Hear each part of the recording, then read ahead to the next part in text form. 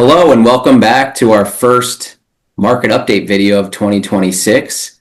I'm joined by our CIO, Jeremiah Riethmiller, and Senior Financial Advisor, George Kaufman. Welcome to the program. Thank you. Glad to be here. I think the biggest thing in the news right now is the Fed. People are talking about politicalization of the Fed, but also what are the rate cut or not expectations here in 2026. So Jeremiah, inflation ticked up a little bit, I think, in the last numbers, nothing too crazy. What are the expectations for what the Fed will do here this year? So inflation's under 3% at this point, and the Fed seems to be very comfortable with that. So if we look at their dot plot that they provide after every meeting, it's each governor's expectations of where rates will be over the next year or two. Their expectations in the last meeting was that they'd maybe cut rates 25 basis points for the full year in 2026, maybe 50. So right now the expectation is not aggressive rate cuts. It's more of a pause and see environment.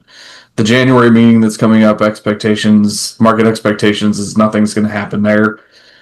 I think most of the news right now around the Fed is around the potential next Fed chairman. That seemed to be maybe a little contentious, but now it's turned into a much more politicalized situation with the administration in DC.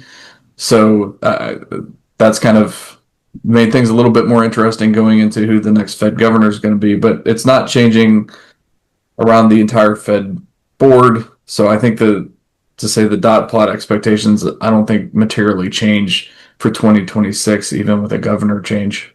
The other thing that's been interesting in the last 2 weeks is some of the administration's comments around affordability, which I think is turning into a bigger and bigger issue that they're focusing on, whether it's institutions suggesting that institutions not buying single family homes, obviously more attention even now on mortgage rates and trying to bring those down, which is it's a challenge because while affordability is an issue, bringing down mortgage rates, while it increases your purchasing power of a house, that's not necessarily a problem. The problem in this housing market is there's not enough houses.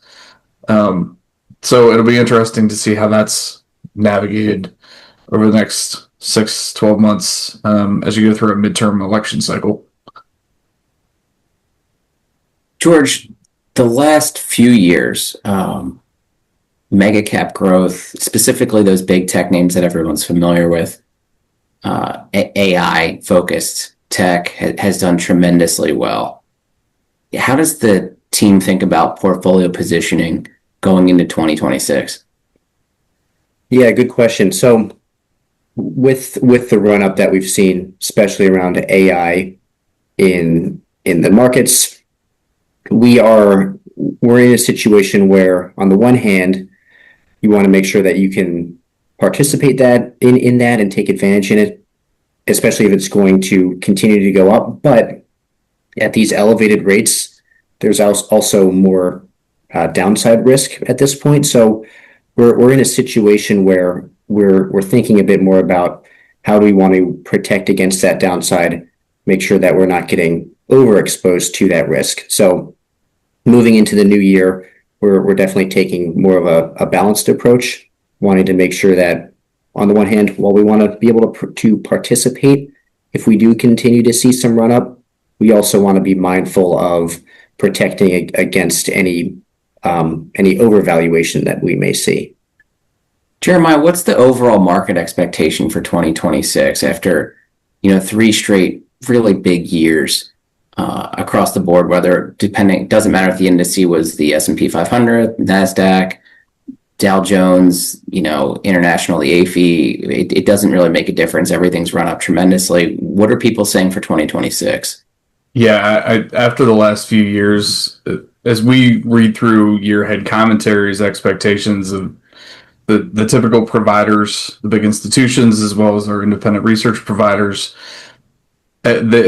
I get a sense of caution just because the trend has been so aggressive, to George's point, a lot of these markets have run up pretty aggressively relative to the historical averages, and they've done it consistently for 3 years, which is also unusual. But at the same time, still everybody still seems to be very optimistic and positive. So you look at earnings expectations we talked about in the last video going into this year at 15%. When we look at price targets that a lot of these institutions are putting out there, they're looking at high single digit returns on the equity markets.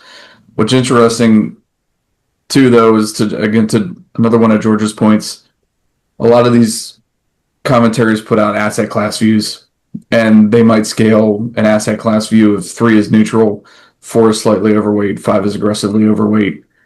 What we have not seen is anybody ranking anything really a 1 or a 5. Everybody seems to be basically down the middle, not overweight to really anything. AI is interesting. Everybody seems to be playing a little bit differently, meaning some firms like the technology, some firms like the real estate play, some firms like utilities. So that's been interesting as well. The way we've sort of viewed it is we like the large growth companies that are looking at these smaller companies and acquiring and growing and scaling AI that way. But we also like it from an infrastructure standpoint as well. And that's maybe a bit more of a global flavor to it. So we've been leaning into that a little bit. But again, there's not a lot of generally optimistic, but not a lot of high conviction in any particular asset class, I would say, is the general consensus going into 2026. Great. Thanks, guys. One quick announcement. We are doing our 2026 year ahead market outlook dinner. We'll be at the Triple Crown, which is located within the Radnor Hotel. That is Wednesday, January 21st at 5:30. We would love it if you would come out. We have a great speaker from Franklin Templeton, and we think you guys will really enjoy it. So appreciate it. Thank you.